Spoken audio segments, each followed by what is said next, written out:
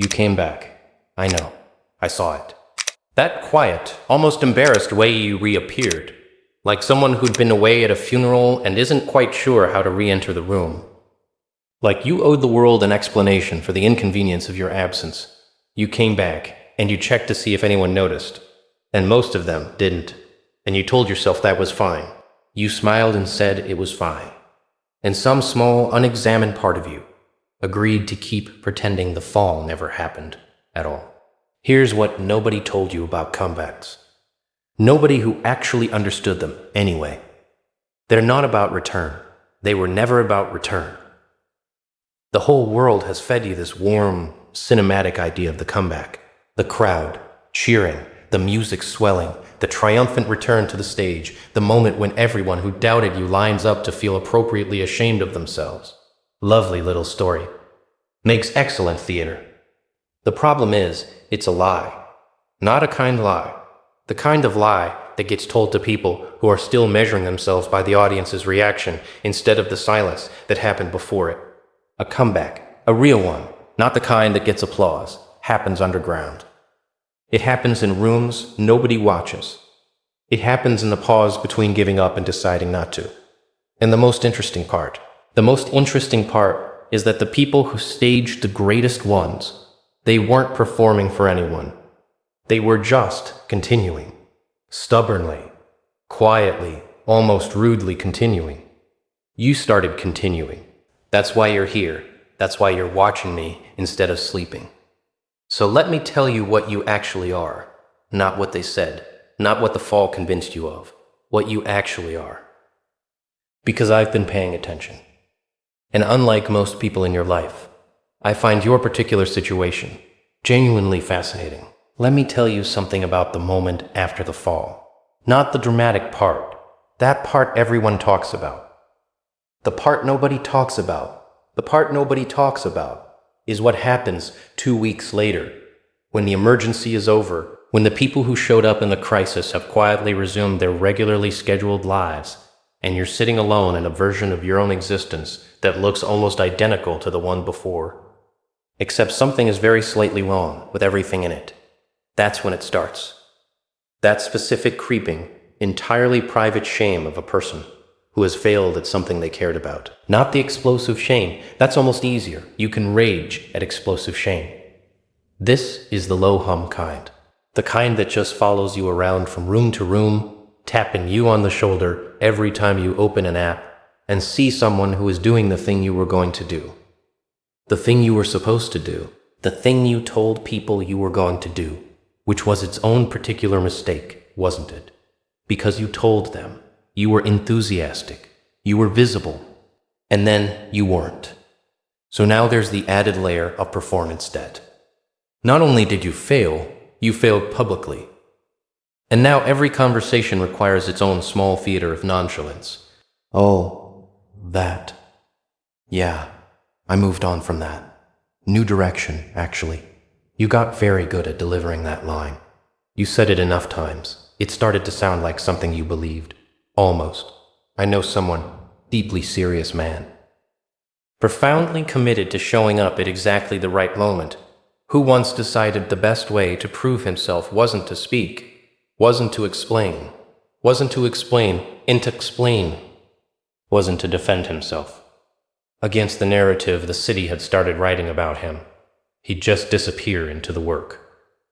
Until the work announced itself. I always found that exhausting and admirable in equal measure. The willingness to be misread for that long. Most people don't have the patience for that particular silence. But you're not most people, which is why the silence is costing you more than it would cost someone who doesn't care. And here's the thing they never tell you. The thing nobody posts, nobody quotes, nobody turns into a pretty graphic with a sunset in the background. The setback wasn't the problem. You were never afraid of the setback. You were afraid of what the setback confirmed. The thing you'd been quietly terrified of since long before any of this started. The ancient private suspicion that maybe the people who doubted you weren't wrong. They were just early. That's the real wound. Not the failure. The possibility of the failure being the truest thing ever said about you. So you went underground. And underground is interesting, you know. It's dark, and it's unglamorous, and it smells like effort, and there's no audience. But things grow there. Things that cannot survive in the light too early. Cannot survive being watched while they're figuring themselves out. They survive underground. They do something strange and slow, and a little terrifying down there. And then one day, they're simply ready. And the readiness announces itself without asking anyone's permission. You've been underground for a while now. I can tell. There's a particular quality of stillness in someone who has been preparing, in private, different from the stillness of someone who has given up. A giving up stillness is collapsed, heavy, resigned. Your stillness has a different texture. It's coiled. It's paying attention. It's learning things it intends to use. The question, and I want you to sit with this question instead of rushing past it the way you usually do. The question is, are you still preparing because you believe in the destination? Or are you preparing because you're afraid of what stops happening if you stashed? Because one of those is the engine of a comeback. The other is just the fear of standing still, dressed up as ambition. And you need to know which one is in the room with you before you walk back through the door. Know the difference. Your whole trajectory depends on it. 5 points, built like an argument, delivered like a monologue. Sit still for a moment. This is the part that requires your full attention. Everyone called it a failure. Let's examine that word. Failure, very serious word, failure. Very permanent sounding. Very final. It has the grammatical confidence of a verdict, doesn't it? Like someone in a black robe read the evidence and delivered the conclusion, and now it's official. Stamped, filed, irrevocable. Except it isn't, is it? Because the word failure requires a completed story. And your story, demonstrably, has not completed. You're still here. Still watching, still thinking, still in the middle of the narrative. The verdict got issued before the last chapter was written, which means it wasn't a verdict. It was an early review from someone who left the theater at intermission and told everyone else how the play ended. You took on a verdict about an unfinished thing. You agreed with it. You let it live in your vocabulary about yourself. My failed attempt, the thing that didn't work out, the time I tried, and it fell apart. You've been narrating your own history as though the judge had standing, as though the audience had authority, as though the story was over. It is not over. What you experienced was an interruption. Expensive. Painful. Instructive. In ways you probably aren't finished extracting lessons from yet. But an interruption is not a conclusion. The word is not failure. The word is incomplete. Here's something that will probably irritate you because it's true. The comeback didn't start when you decided to try again. It started during the fall. That sounds like something you'd stitch on a pillow. Bear with me. When things collapsed, whatever collapsed, however it collapsed, your brain did something extraordinarily interesting. It did not stop working. It didn't get politely filed away until better circumstances presented themselves. It kept running. In the background, in the middle of the night while you were doing something entirely unrelated. It was quietly taking the wreckage apart and asking, what's wrong here? What could be different? What would I need to know that I didn't know? What would I do if I were going to do this properly? Most people never credit this process. It doesn't look like productivity. It looks like obsessing. It looks like not moving on. It looks like the thing your well-meaning friends were concerned about. They told you to let it go. They meant well. They were also wrong, because you weren't just ruminating. You were collecting data from the most expensive experiment you'd ever run. The failure wasn't the end of the project, it was the results. And you have been, however quietly, however unconsciously, incorporating those results into a version of yourself that is materially more capable than the version that attempted the thing the first time. The comeback has already begun. What you're waiting for is the evidence of it. Now, let's look at the people who watched you fall and drew conclusions. Very confident people, very comfortable with their conclusions. Some of them were kind about it. The sympathetic headshake, the always thought it was a bit ambitious, delivered softly. Some of them were less kind, and some of them, the most interesting ones, weren't unkind at all. They were simply absent. They just redirected their attention to someone whose trajectory looked more certain, and they quietly rewrote whatever they'd said about believing in Yo. What does their confidence tell you? Nothing about you. That's what it tells you. Precisely nothing. It tells you about their relationship to risk. It tells you about the specific careful life they've constructed that does not include backing things that might not work. It tells you about the unconscious deal they made with uncertainty.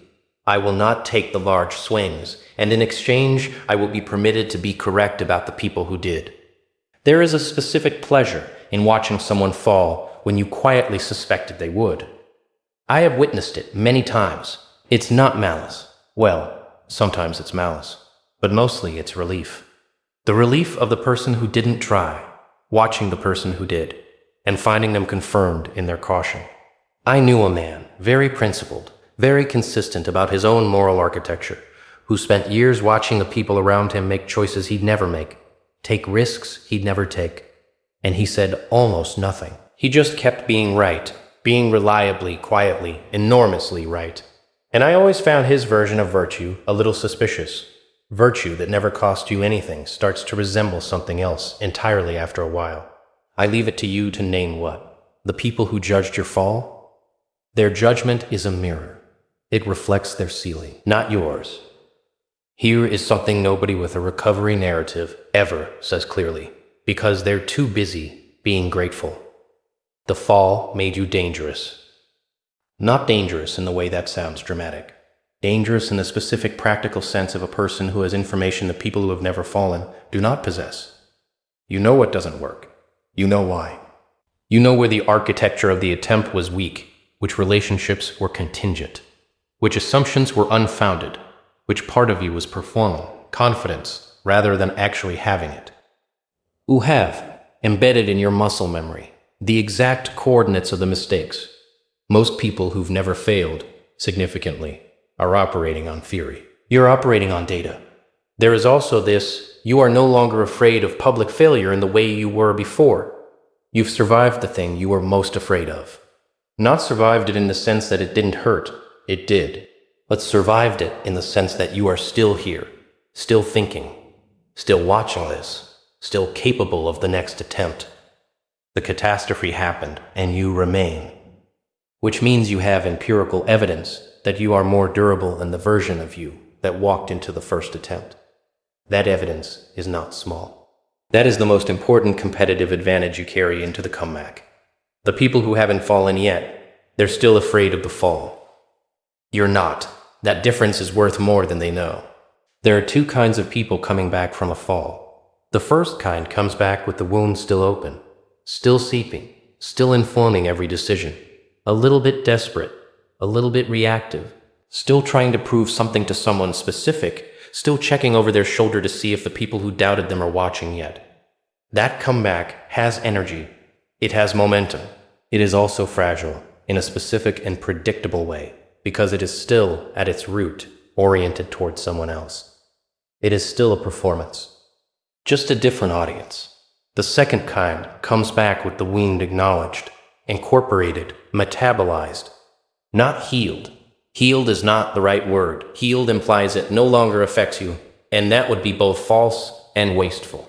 Metabolized, meaning it became something else, meaning it changed the composition of what you're made of rather than sitting outside you as an accusation.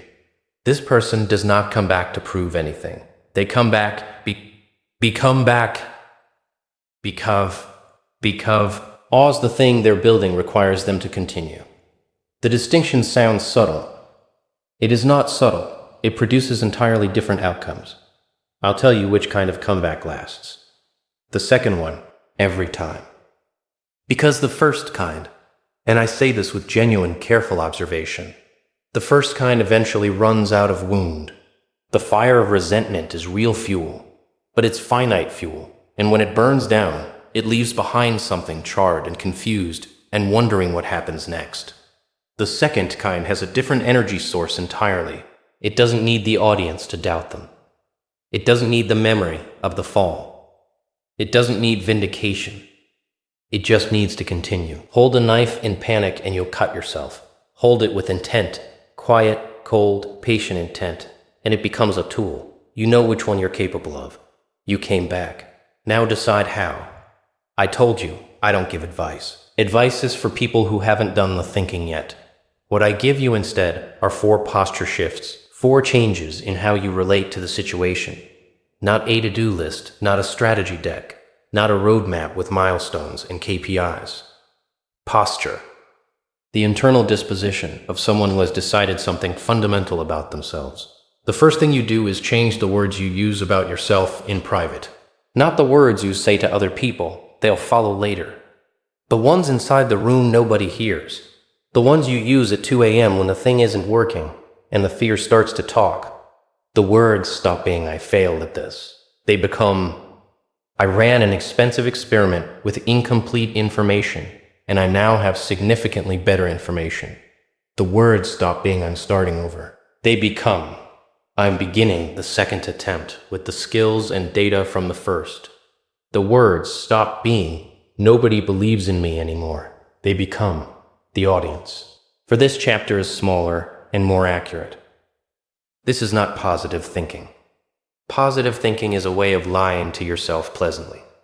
This is accurate thinking. This is replacing the imprecise, catastrophizing language with language that actually describes what is happening.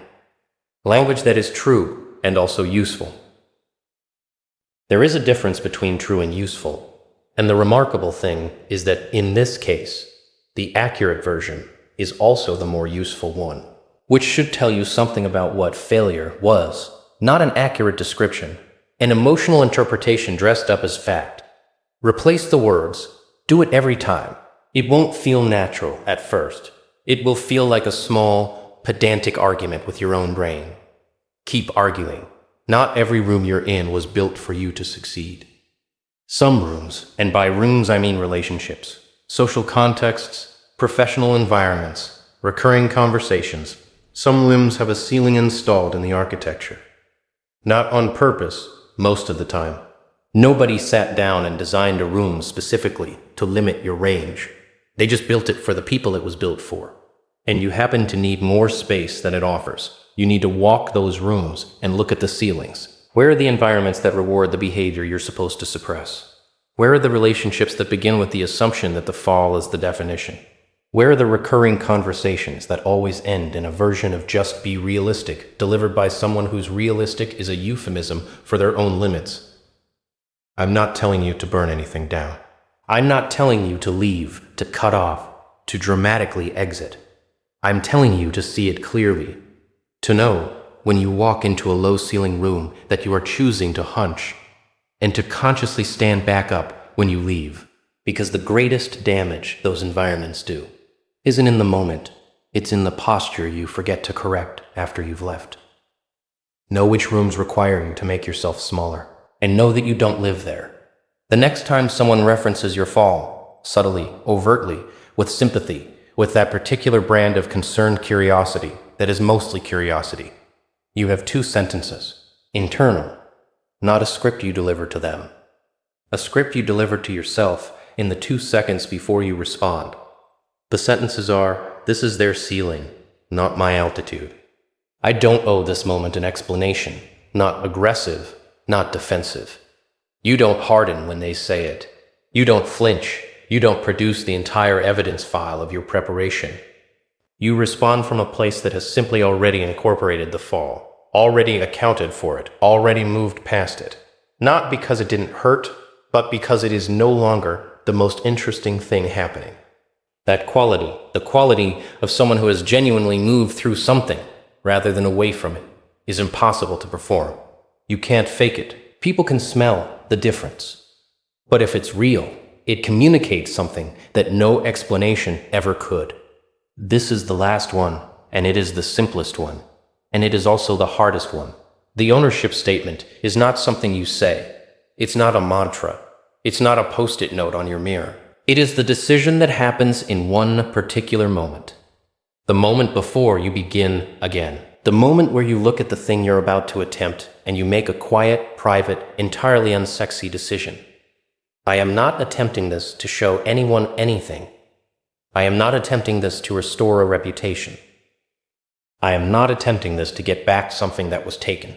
I am attempting this because the work requires me to continue, and I am the person continuing it.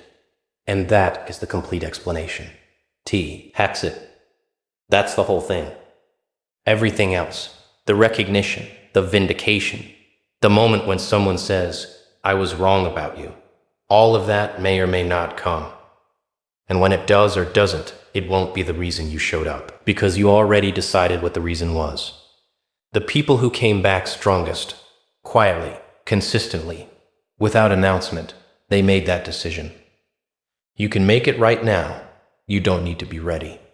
You don't need more preparation. You don't need the circumstances to be better. You need the decision. Make the decision. Make the decision. Then start.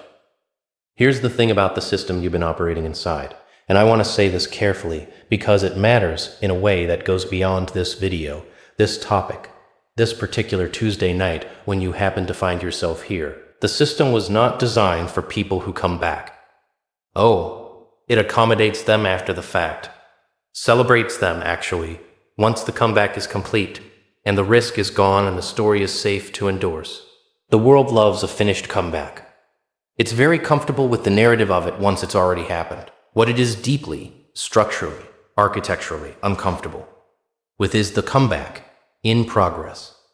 The unfinished one, the one that is still underground, still uncertain, still requiring you to behave as though you know something nobody else can verify yet. That's the part it doesn't support. The part where you're still wrong in everyone's ledger, and you know that you're not, but you can't prove it yet, and you have to keep moving anyway. The system will not hold space for that. It doesn't have a category for it. It calls that delusion. It calls it stubbornness. It calls it not knowing when to quit, which is one of the more interesting phrases humans use, because it assumes that quitting is the thing to know how to do, and continuing is the fad. Lure of knowledge. You are not deluded. You are ahead of the evidence. There is a specific kind of person who lives in the gap between what they know about themselves and what the external record currently reflects. That gap is genuinely uncomfortable. It asks a great deal of you. It asks you to hold a true thing in a room full of people who are confident that a different thing is true. It asks you to keep moving towards something that doesn't look like anything yet. That is not a minor ask. That is one of the most demanding psychological positions a person can occupy. And the people who can occupy it, not indefinitely, not without cost, but long enough, those are the people whose comebacks nobody saw coming. Because they were doing the work in the room nobody was watching. Because they were most dangerous precisely when they looked most finished. You came back. You're still here. And the particular quality of attention you're paying right now, that quiet, careful, almost hungry attention, tells me everything I need to know about what happens next. Nobody expected this. That was always going to be the point.